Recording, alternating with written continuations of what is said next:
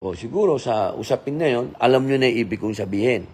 Nagaganap po talaga yan sa show business. Hindi ko po sinasabi na itong ganap na ito ay nangyari, ha? Dahil yan po ay dadaan pa sa tamang proseso, due process. Ang sinasabi ko po, ang pagkakakilala ko sa show business, meron talagang mga ganap na ganito.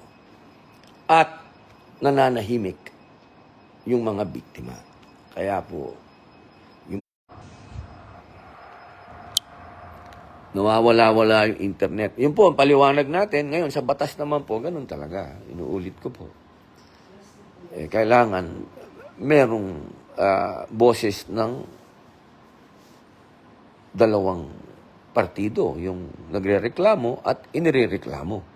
Kaya po, gusto natin na maimbitahan po natin, kaya po natin iniimbitahan sa pagdinig natin, para madinig natin yung pahayag naman noong inirereklamo. Opo, yun lang po yun.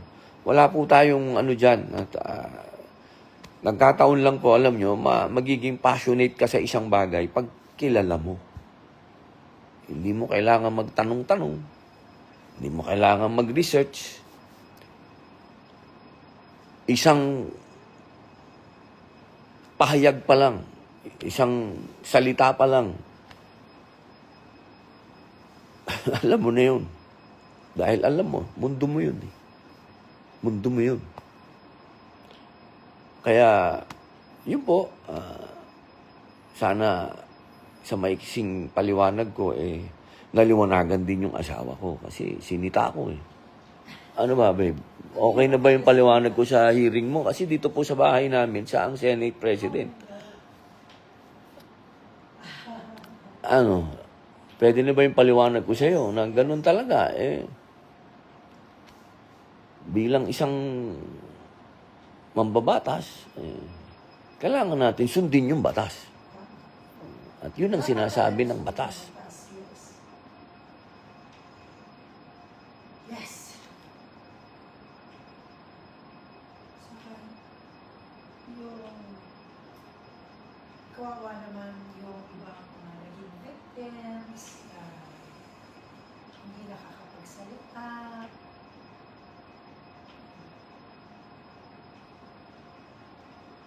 Na, alam mo, it's there.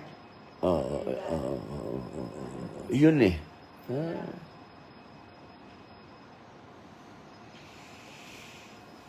Pero siyempre po, kanina, ang ginawa po natin, ayaw natin kasi ito maging isang iskandalo.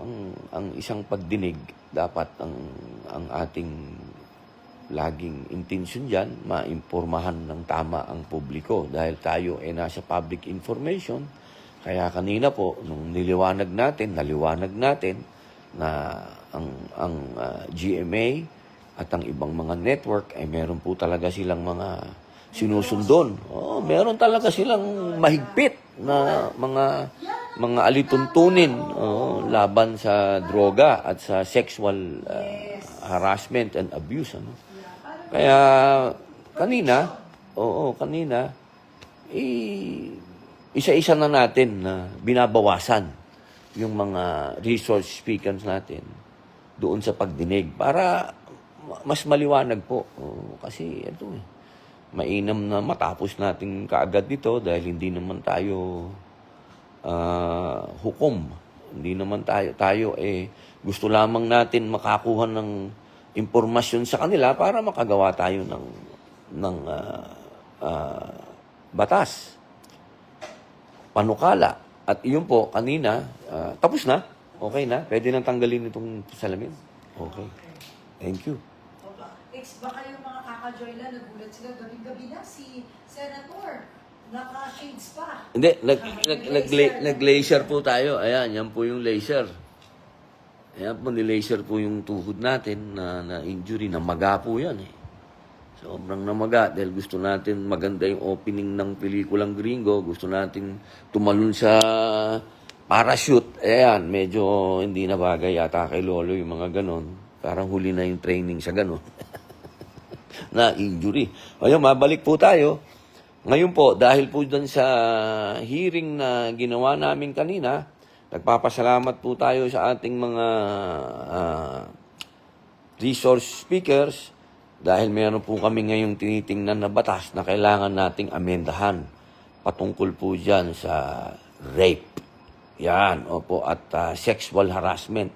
At ito po ay nabanggit din kanina ng ibang mga senador na ating panauhin na katulad po ni Senator Joel Villanueva. Yung patungkol po dito sa batas na ito na kinakailangan po itong maamendahan. At yan po ang naitulong.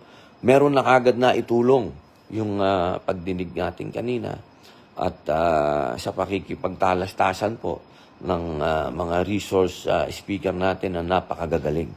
Opo. Yun po, maraming salamat. Sana po naipaliwanag ko na. Sabi ng ako ba'y acquitted na sa'yo?